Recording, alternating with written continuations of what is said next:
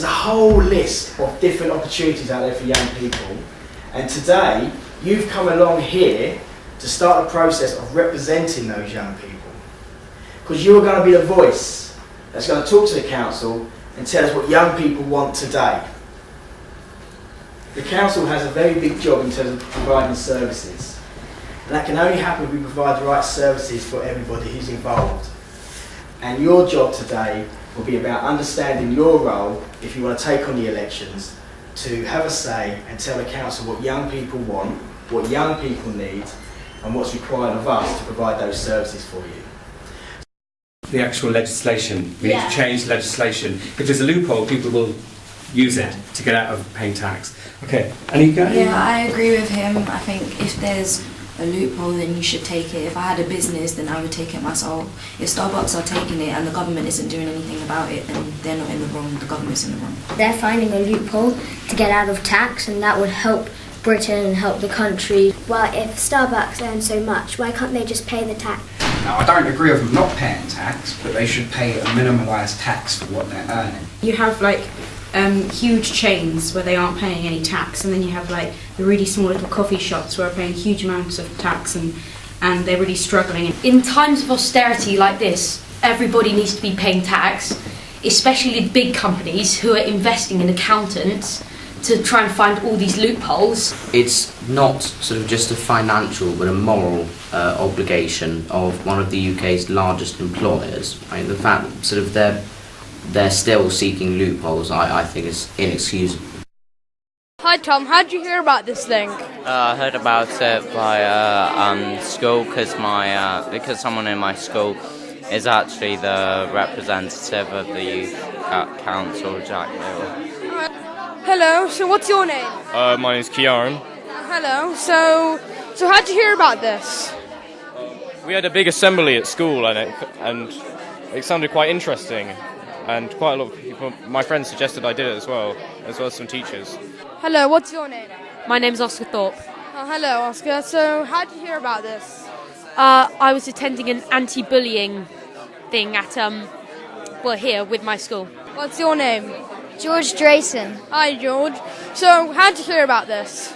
How do I hear about it? Well, I was in school and a teacher came up in assembly and he told me about it. And exactly the time when he told me, I was really excited and I wanted to get up there and put forward my ideas. So, do you have any ideas? Any ideas now? My main idea is generational equity, which is how all the generations together should treat each other the same. Like how the children, they're not always allowed to vote, and they're not allowed to vote until they're 18, and things like that I think should change, so children are treated and valued the same as adults. Hello, so what's your name? My name's Akan. And how did you get to know about this? Well, there was an assembly at my school, and they mentioned it at the end, and I was very interested because I really want to make a difference and get people's voices heard. So do you have any ideas what you can bring? Any ideas? Well, I was kind of thinking about the community policeman, because quite a lot of people around my age group, and especially in my year, feel quite strongly that they're almost kind of targeted by them. And travel for college students on buses isn't free. You get a special Oyster card and you have to top it up, and I believe that this should be free. I'd like to bring a big push on the environment, because I think it's really understated in nowadays, considering it's one of the most important issues of our time.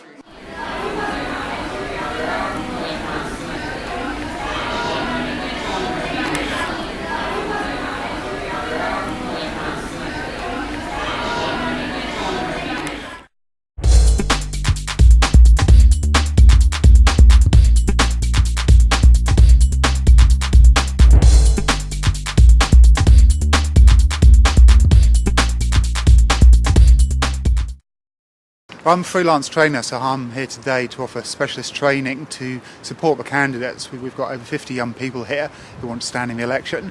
Today's training really is to look at their manifesto. We need to create a manifesto that will be videoed and then shown to their electorate. So today really is just to give them the confidence and some ideas about what's the manifesto for, what should they put in there. trying to make it effective but not really too gimmicky. We don't want them to be full of tips and bright ideas. It really needs to reflect them, what they stand for, and the real changes they think they can make for Richmond. If you agree with the statement over there, if you disagree, you'll come over here, and if you don't know... So, votes for 16, Jack? Basically, at the age of 16, you're able to join the army, you're able to pay tax, and you're also able to have sex. At 16, there's, now, like, I'm 13 and there's loads of people I know in my year, it's uncool to vote, I don't want to vote, I don't want to have anything to do with politics. Today we give them the skills and the training so they can write that and put that into a manifesto and think about what's realistic to promise, what's realistic to bring about as change, not to promise too much and then young people will be disappointed in them. So the qualities really that they've come today, they're committed, they're interested in this, and really they're about bringing about changes and improvements for others as well as what they can gain from this experience themselves.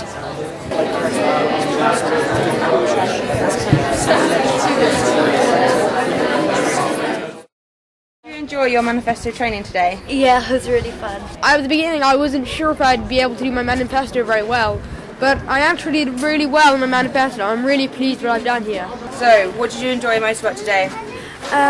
Probably in my home team, because they were really friendly and they really helped me develop on my piece. And what did you feel you learned the most from today? Basically people skills, because I'm not very good with people, and I learned how to bond with people. So.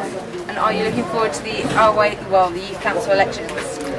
Yeah, I'm hopefully going to get in, but have to see.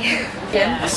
I enjoyed the team building exercises, and I also joined the home team because it was nice to get feedback from everyone else and listen to everyone else's ideas for the borough. I think I learnt quite a few things because at the start I didn't even know what a manifesto was, and now I know most things about how to do one, and I'll go home and I'll create one very soon, yeah. Are you looking forward to the 2013 youth elections campaigning? I am definitely, but at the same time I'm very nervous, and it's going to be hard, but it's definitely something to look forward to.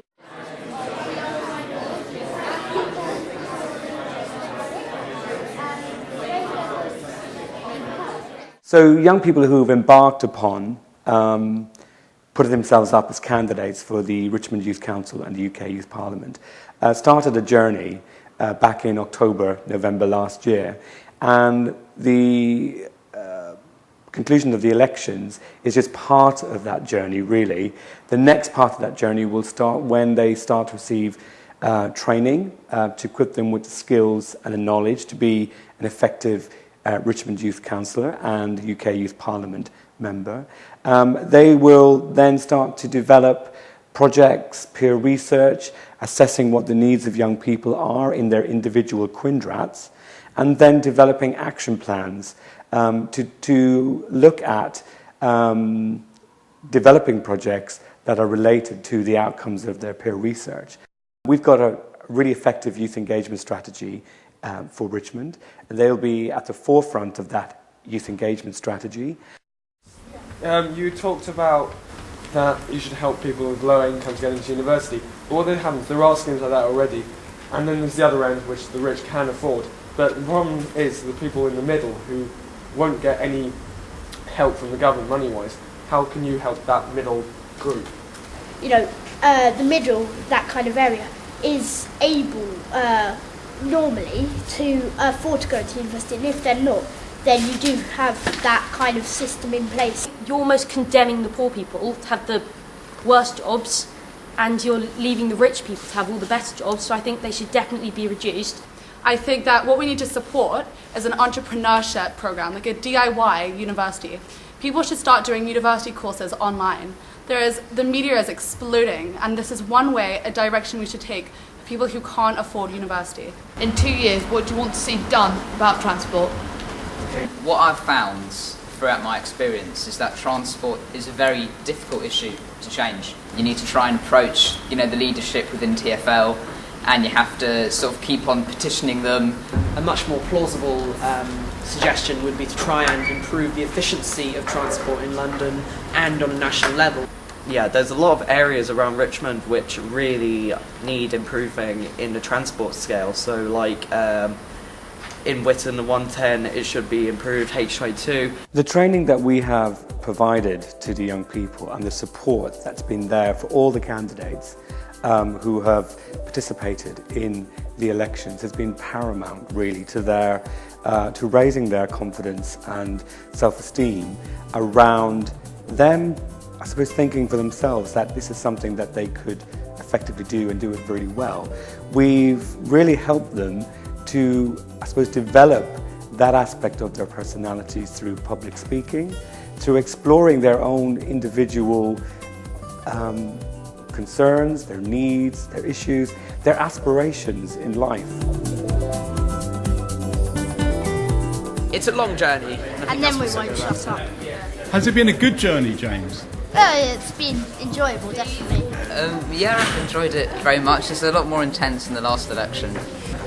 This is my opinion, but I think Jack and Camille came out the best because they're the most fluent, they came out with the best points, and they didn't just say that they want to change things, they said how they think they're going to do it. So I think that was... Right now, even if I don't get it, just that has just made my day. Yeah, I'm very boosted by that. But I also want to take this opportunity to say I think Liam also did very well. I think he responded to questions succinctly, but also professionally as well. Vote for me. Vote for me. Vote for me. Vote for me. Vote for me. Right, vote for me.